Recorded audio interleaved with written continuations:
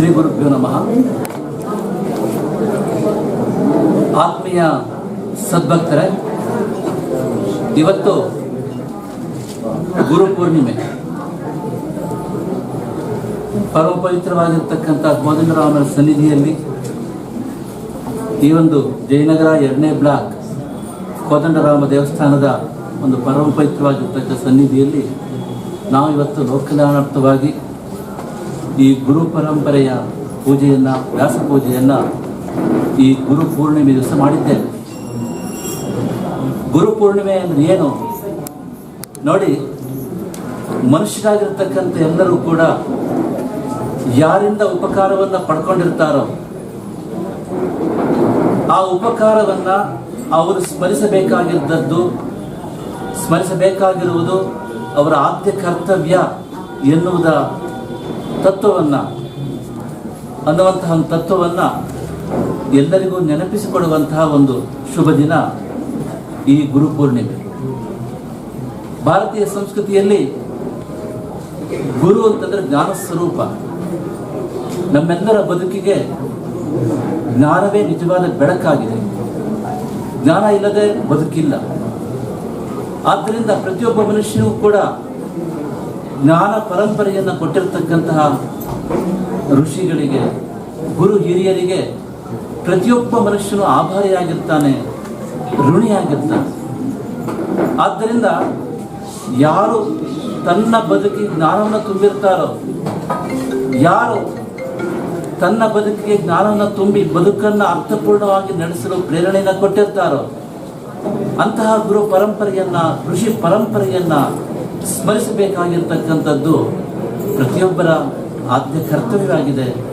ಅದಕ್ಕಾಗಿ ಭಾರತೀಯ ಸಂಸ್ಕೃತಿಯಲ್ಲಿ ಹೀಗೆ ನಮ್ಮ ಬದುಕಿಗೆ ಜ್ಞಾನದ ಬೆಳಕನ್ನು ತುಂಬಿ ಬದುಕಿಗೆ ಅರ್ಥವನ್ನು, ಬದುಕಿಗೆ ಪರಮಾರ್ಥವನ್ನು ತಿಳಿಸಿಕೊಟ್ಟು ನಾವು ಉತ್ತಮ ರೀತಿಯಲ್ಲಿ ಮನುಷ್ಯರಾಗಿ ಬದುಕಲಿಕ್ಕೆ ಯಾವ ಜ್ಞಾನದ ಬೆಳಕು ಬೇಕೋ ಅದನ್ನು ನಿರಂತರವಾಗಿ ನಮಗೆ ನೀಡ್ತಾ ಇರತಕ್ಕಂತಹ ಗುರು ಪರಂಪರೆಯನ್ನು, ಹಾಗೆಯೇ ಋಷಿ ಪರಂಪರೆಯನ್ನು ಧನ್ಯವಾದ ಪೂರ್ವಕವಾಗಿ, ಕೃತಜ್ಞತಾಪೂರ್ವಕವಾಗಿ, ಭಕ್ತಿಪೂರ್ವಕವಾಗಿ, ಶ್ರದ್ಧಾಪೂರ್ವಕವಾಗಿ ಸ್ಮರಿಸಿಕೊಳ್ತಕ್ಕಂತಹ ಶುಭ ದಿನವೇ ಈ ಗುರು ಪೂರ್ಣಿಮೆ. ಸಾರವಾಗಿಯೇ ಈ ಗುರು ಪೂರ್ಣಿಮೆಯನ್ನು ಅತ್ಯಂತ ಶ್ರದ್ಧಾಭಕ್ತಿಯಿಂದ ಅನಾದಿ ಕಾಲದಲ್ಲೂ ಆಚರಿಸುತ್ತಾ ತಮಗೆ ಜ್ಞಾನವನ್ನು ಕೊಟ್ಟಿರತಕ್ಕಂತಹ ಗುರು ಪರಂಪರೆಯನ್ನು ಕೃತಜ್ಞತಾಪೂರ್ವಕವಾಗಿ ಸ್ಮರಿಸತಕ್ಕಂತಹ ಪರಿಪಾಠ ನಮ್ಮ ಭಾರತೀಯ ಸಂಸ್ಕೃತಿಯಲ್ಲಿ ಇದೆ. ಅದಕ್ಕನುಗುಣವಾಗಿ ಈ ದಿನ, ಈ ವಿಶ್ವಾಸು ನಾಮ ಸಂವತ್ಸರದ ಗುರು ಪೂರ್ಣಿಮೆ, ಈ ಒಂದು ಚಾತುರ್ಮಾಸದ ರಥದ ಆರಂಭದ ಸಂಕೇತವಾಗಿ ಈ ರಾಮದೇವರ ಸನ್ನಿಧಿಯಲ್ಲಿ ನಾವು ಮಾಡಿದ್ದೇವೆ. ಇವತ್ತು ವ್ಯಾಸ ಪೂಜೆಯೂ ಕೂಡ ಹೌದು. ನಮ್ಮ ಭಾರತೀಯ ಸಂಸ್ಕೃತಿಯಲ್ಲಿ ವ್ಯಾಸ ಮಹರ್ಷಿಗಳಿಗೆ ಅತ್ಯಂತ ಮಹತ್ವದ ಸ್ಥಾನ ಇದೆ. ಇವತ್ತು ವ್ಯಾಸ ಮಹರ್ಷಿಗಳ ಜನ್ಮ ಜಯಂತಿ. ಎಲ್ಲ ಗುರುಗಳಿಗೂ ಗುರುಸ್ಥಾನದಲ್ಲಿದ್ದಾರೆ ನಮ್ಮ ವ್ಯಾಸ ಮಹರ್ಷಿಗಳು. ಆದ್ದರಿಂದ ಗುರು ಪೂರ್ಣಿಮೆಯ ಈ ಶುಭ ಸಂದರ್ಭದಲ್ಲಿ ನಾವು ವ್ಯಾಸ ಪೂಜೆಯನ್ನು ವಿಶೇಷವಾಗಿ ಮಾಡ್ತೇವೆ. ಈ ಒಂದು ಶುಭ ಕಾರ್ಯದಲ್ಲಿ ಇವತ್ತು ತಾವೆಲ್ಲರೂ ಕೂಡ ಭಾಗವಹಿಸಿದ್ದೀರಿ. ನಮ್ಮ ದಿವ್ಯಕ್ಷೇತ್ರ ಹರಿಹರಪುರದಲ್ಲಿ ಜಗದ್ಗುರು ಆದಿಶಂಕರಾಚಾರ್ಯರು ಶಾರದಾ ಪರಮೇಶ್ವರಿ ದೇವಿಯನ್ನು ಪ್ರತಿಷ್ಠಾಪಿಸಿ ಪೀಠ ಪರಂಪರೆಯನ್ನು ಶ್ರೀಕೃಷ್ಣ ಯೋಗೀಂದ್ರರಿಗೆ ಮಂತ್ರ ದೀಕ್ಷೆಯನ್ನು ಕೊಟ್ಟು ಪ್ರಥಮ ಪೀಠಾಧಿಪತಿಗಳಾಗಿ ನಿಯುಕ್ತಿ ಮಾಡಿ ಪೀಠ ಪರಂಪರೆಯನ್ನು ಆರಂಭ ಮಾಡಿದ್ದಾರೆ. ಅಂದಿನಿಂದ ಈ ಒಂದು ವ್ಯಾಸ ಪೂಜೆ, ಈ ಒಂದು ಗುರು ಪರಂಪರೆಯ ಪೂಜೆ ನಿರಂತರವಾಗಿ ಪರಂಪರೆಯನ್ನು ನಡೆದುಕೊಂಡು ಬರ್ತಾ ಇದೆ. ಅದರ ನಿಮಿತ್ತವಾಗಿ ಈ ವರ್ಷದ ಈ ಒಂದು ಗುರು ಪರಂಪರೆ ಪೂಜೆ ಇವತ್ತು ಸಾಂಗವಾಗಿ ಸಂಪನ್ನಗೊಳ್ತಾ ಇದೆ. ಈ ವರ್ಷದ ಈ ಗುರು ಪರಂಪರೆಯ ಶುಭ ಸಂದರ್ಭದಲ್ಲಿ ಈ ಒಂದು ಗುರು ಪರಂಪರಾ ದೇವತೆಗಳ ಅನುಗ್ರಹದಿಂದ ಜಗತ್ತಿಗೆ ಮಂಗಳವಾಗಲಿ. ಜಗತ್ತಿನಲ್ಲಿ ಆ ಪ್ರಾಪಂಚಿಕ ವಿಷಯಗಳಿಗೆ ಮನಸೋತು ಜಗತ್ತಿನ ಸುಖ ಶಾಂತಿ ಸಮೃದ್ಧಿಯನ್ನು ಕಾಪಾಡಿಕೊಳ್ಳಲಿಕ್ಕೆ ಕಷ್ಟಪಡ್ತಾ ಇರತಕ್ಕಂಥ ಎಲ್ಲರಿಗೂ ಕೂಡ ಅಂತರಂಗವನ್ನು ಶುದ್ಧ ಮಾಡತಕ್ಕಂಥ ಜ್ಞಾನ ಪ್ರಾಪ್ತವಾಗಲಿ. ತನ್ಮೂಲಕ ಪ್ರಪಂಚದ ಶಾಂತಿ, ಜಾಗತಿಕ ಸಾಮರಸ್ಯ, ವಿಶ್ವ ಭ್ರಾತೃತ್ವದ ಬೆಳಕನ್ನು ಬೆಳಗ್ತಕ್ಕಂತಹ ಜ್ಞಾನ ಪ್ರತಿಯೊಬ್ಬ ಮನುಷ್ಯನಿಗೂ ಸಿಗಲಿ. ಲೋಕಕ್ಕೆ ಮಂಗಳವಾಗಲಿ, ಎಲ್ಲರಿಗೂ ಶುಭವಾಗಲಿ. ನಮ್ಮ ದೇಶ, ನಮ್ಮ ನಾಡು, ನಮ್ಮ ಸಂಸ್ಕೃತಿಗೆ ಈ ಗುರು ಪೂರ್ಣಿಮೆ ಶುಭವನ್ನು ಉಂಟು ಮಾಡಲಿ ಅಂತ ಈ ಶುಭ ಸಂದರ್ಭದಲ್ಲಿ ಎಲ್ಲರಿಗೂ ಕೂಡ ಹೃತ್ಪೂರ್ವಕವಾಗಿ ಆಶೀರ್ವಾದ ತಿಳಿಸ್ತಾ ಇದ್ದೇವೆ. ಎಲ್ಲರಿಗೂ ಮಂಗಳವಾಗಲಿ. ಓಂ ತತ್ಸತ್. ಆಡಳಿತಾಧಿಕಾರಿ ಶ್ರೀಮಠ ಹರಿಹರ ಚಾತುರ್ಮಾಸದಲ್ಲಿ ಗುರುಗಳು ಸಂಕಲ್ಪ ತಗೊಂಡು ಪೂಜೆ ನವವರ್ಣ ಪೂಜೆ 60 ದಿವಸ ಮಾಡ್ತಾರೆ. ಗುರುಗಳ ದರ್ಶನ ಆದರೆ ಮನುಷ್ಯನಿಗೆ ಅಜ್ಞಾನ ಫಸ್ಟ್ ಹೋಗುತ್ತೆ. ಮನುಷ್ಯ ಪ್ರಪಂಚಕ್ಕೆ ಬಂದಾಗ ಅಜ್ಞಾನದಿಂದ ಬರ್ತಾನೆ. ಗುರುಗಳ ದರ್ಶನ, ಗುರುಗಳ ಜೊತೆ ಇದ್ದು ಗುರುಗಳ ಸೇವೆ ಮಾಡಿದ್ರೆ ಅಜ್ಞಾನದಿಂದ ಜ್ಞಾನ ಪಡಿತಾನೆ. ಆಮೇಲೆ ಗುರುಗಳ ಜೊತೆನೇ ಪರಿಪ್ರಶ್ನೆ ಮಾಡಿ ಕೇಳ್ತಾ ಇದ್ದರೆ ವಿಜ್ಞಾನ ಗುರುಗಳು ಹೇಳ್ಕೊಡ್ತಾರೆ. ಸೊ ಅದರಿಂದ ಅಜ್ಞಾನದಿಂದ ಜ್ಞಾನ ಪಡೆದು, ಜ್ಞಾನದಿಂದ ವಿಜ್ಞಾನ ಪಡೆದು ಮೋಕ್ಷ ಪಡಿತಾನೆ. ಮೊದಲು ಗುರುಗಳ ದರ್ಶನ ಮಾಡಿ ಪ್ರೀತಿಯಿಂದ ಅವ್ರ ಸೇವೆ ಮಾಡಿದ್ರೆ ಗುರುಗಳು ಇದೆಲ್ಲ ಅವ್ರಿಗೆ ಪಾಲಿಸ್ತಾರೆ. ಇದು ಚಾತುರ್ಮಾಸ. ಸದಾಶಿವ ಸಮಾರಂಭಾಂ ಶಂಕರಾಚಾರ್ಯ ಮಧ್ಯಮಾಂ ಅಸ್ಮದಾಚಾರ್ಯ ಪರ್ಯಂತ ವಂದೇ ಗುರು ಪರಂಪರಾ. ಗುರುರ್ಬ್ರಹ್ಮ ಗುರುರ್ವಿಷ್ಣು ಗುರುರ್ದೇವೋ ಮಹೇಶ್ವರ ಗುರು ಸಾಕ್ಷಾತ್ ಪರಬ್ರಹ್ಮ ತಸ್ಮೈ ಶ್ರೀ ಗುರವೇ ನಮಃ. ದಿವ್ಯಕ್ಷೇತ್ರ ಹರಿಹರಪುರದ ಶ್ರೀ ಆದಿಶಂಕರಾಚಾರ್ಯ ಶಾರದಾ ಲಕ್ಷ್ಮೀ ನರಸಿಂಹ ಪೀಠದ ಪರಮಪೂಜ್ಯ ಶ್ರೀಮದ್ ಜಗದ್ಗುರು ಶಂಕರಾಚಾರ್ಯ ಶ್ರೀ ಶ್ರೀ ಸ್ವಯಂ ಪ್ರಕಾಶ ಸಚ್ಚಿದಾನಂದ ಸರಸ್ವತಿ ಮಹಾಸ್ವಾಮಿಗಳವರ 25ನೇ ಚಾತುರ್ಮಾಸ್ಯ ವ್ರತಾಚರಣೆ ಈ ಬೆಂಗಳೂರಿನ ಈ ಜಯನಗರದ ಕೋದಂಡರಾಮಸ್ವಾಮಿ ದೇವಸ್ಥಾನದಲ್ಲಿ ಅತ್ಯಂತ ಭಕ್ತಿ ಶ್ರದ್ಧೆಗಳಿಂದ, ಸಂಭ್ರಮ ವೈಭವ ಸಡಗರಗಳಿಂದ ನಡೀತಾ ಇದೆ. ಚಾತುರ್ಮಾಸ್ಯ 2 ತಿಂಗಳ ಕಾಲ ನಡೆಯುವಂತಹ ಒಂದು ಮಹಾಪರ್ವ ಇದು. ಈ ಸಮಯದಲ್ಲಿ ಭಕ್ತಿಯ ಎಲ್ಲ ವಿಧಿವಿಧಾನಗಳು, ಸ್ತೋತ್ರ, ಪೂಜೆ, ಪಾರಾಯಣೆ, ಭಜನೆ, ಸತ್ಸಂಗ, ಉಪನ್ಯಾಸ, ಪ್ರವಚನ ಇದೆಲ್ಲ ಈ ಒಂದು ಏಕಕಾಲದಲ್ಲಿ 2 ತಿಂಗಳು ಇಲ್ಲಿ ಪ್ರತಿನಿತ್ಯ ನಡೀತದೆ. ವಿಶೇಷವಾಗಿ ಈ ಸಂದರ್ಭದಲ್ಲಿ ಚಾತುರ್ಮಾಸ್ಯದಲ್ಲಿ ವಿಶೇಷ ಅಂತ ಹೇಳಿದರೆ ಗುರು ದರ್ಶನ. ಆತ್ಮಜ್ಞಾನಿಗಳಾದಂತಹ ನಮಗೆ ಸನಾತನ ಭಾರತೀಯ ಸಂಸ್ಕೃತಿಯಲ್ಲಿ ಗುರುಗಳು ಅಂತ ಹೇಳಿದರೆ ಸಾಕ್ಷಾತ್ ದೇವರೇ ನಮಗೆ.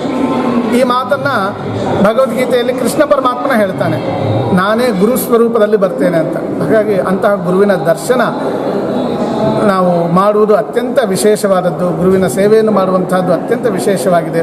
ಹಾಗಾಗಿ ನಾವು ಎಲ್ಲರಿಗೂ, ಸಮಸ್ತ ಸದ್ಭಕ್ತರಿಗೂ ಈ ಮೂಲಕ ಕರೆಯನ್ನು ಕೊಡ್ತಾ ಇದ್ದೇವೆ. ಬೆಂಗಳೂರಿನ ನಲ್ಲಿ ನಡೀತಾ ಇರುವಂಥ ಈ ಒಂದು 25ನೇ ಚಾತುರ್ಮಾಸ್ಯ ವ್ರತಾಚರಣೆಯನ್ನು ಗುರುಗಳಲ್ಲಿ ಹಮ್ಮಿಕೊಂಡಿದ್ದಾರೆ. ಅನೇಕ ಅನುಷ್ಠಾನ, ವ್ರತ, ತಪಸ್ಸು ಇಲ್ಲಿ ನಡೆಯುತ್ತದೆ.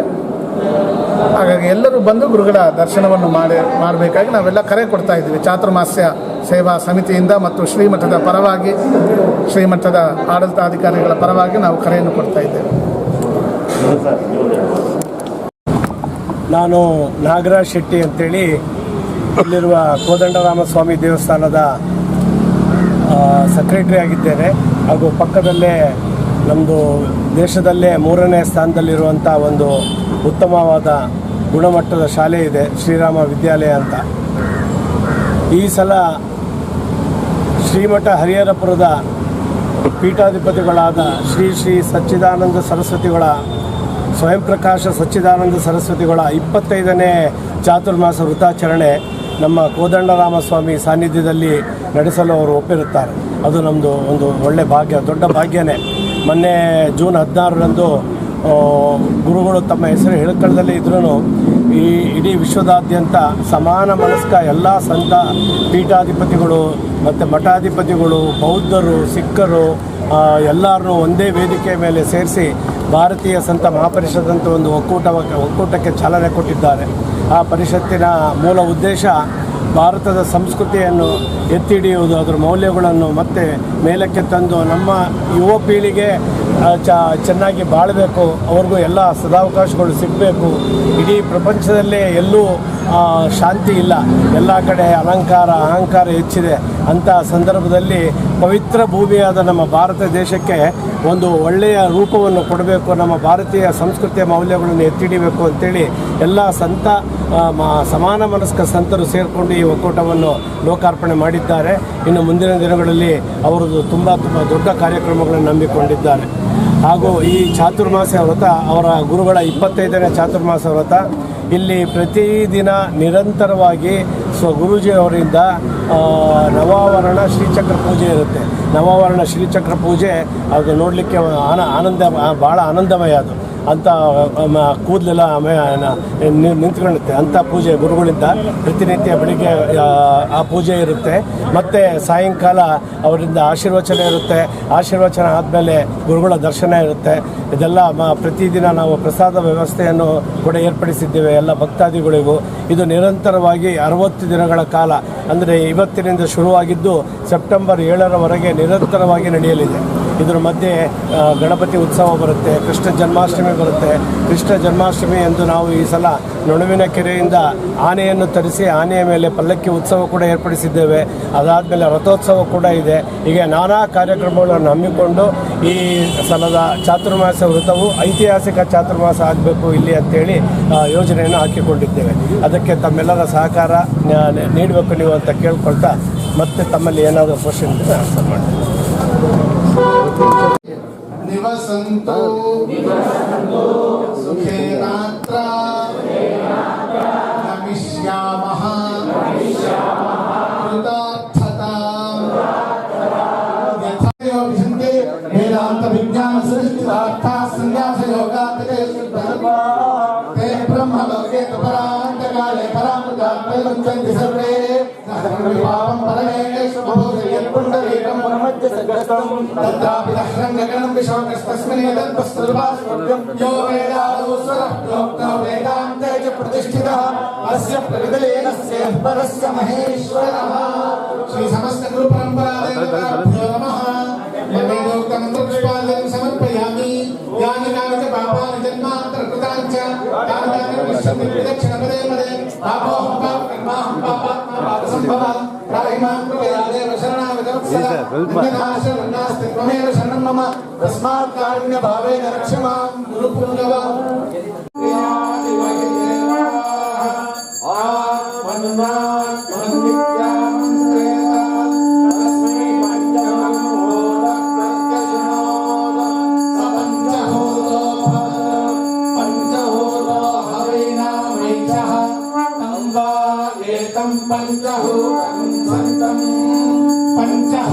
पंचहोतेत्याचक्षते परोक्षेण परोक्षप्रिया इव हि देवाः आत्मन्नात्मन्नित्यामन्त्रयत तस्मै चतुर्थं होतं शृणोतु स चतुर्होतो भवत् चतुर्होतो हवैनामैषः तं वा एतं चतुर्होतं सन्तं चतुर्होतेत्याचक्षते परोक्षेण परोक्षप्रिया इव हि देवाः तां ब्रवीत् तं वै देवे विश्वं होतं प्रत्यक्षौषि त्वयेनाख्यातानि तस्मान्मुहैर्होता वैद्याचक्षते तस्मात्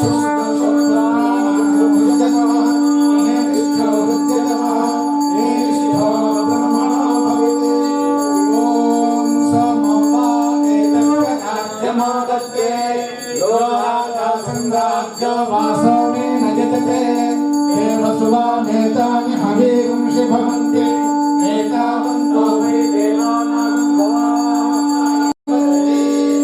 अप्रतीक्षमायन्ते अपपरिषिञ्चते रुद्रस्यान्तर्हिते प्रमादेते स्मालोकाच्यवन्ते ये त्र्यम्बकैश्चरन्ते आदित्यं चरं पुनरेत्यनिर्वपति इयं वा अदितिः अस्यामेव प्रतिष्ठति ब्रह्मात्मन्वदसृजता तदकामयरङ्घ्रिपत्नि ततः किं अनर्घ्यानि रत्ना भुक्तानि सम्यक् समालिङ्गितात्मामिनीयामिनीषु मनश्चैन्द्रलग्नं गुरोरङ्घ्रिपत्नि ततः किं लग्नं गुरोरङ्घ्रिपत्नि ततः किं अरङ्गेन वा स्वस्य गेहे ಹೇಗಿರುತ್ತೆ ಅಂತ ಹೇಳಿದ್ರೆ ಶಾಶ್ವತವಾದಂತಹ ಸ್ಥಾನಕ್ಕೆ ಎತ್ತಿಬಿಡ್ತಾರೆ.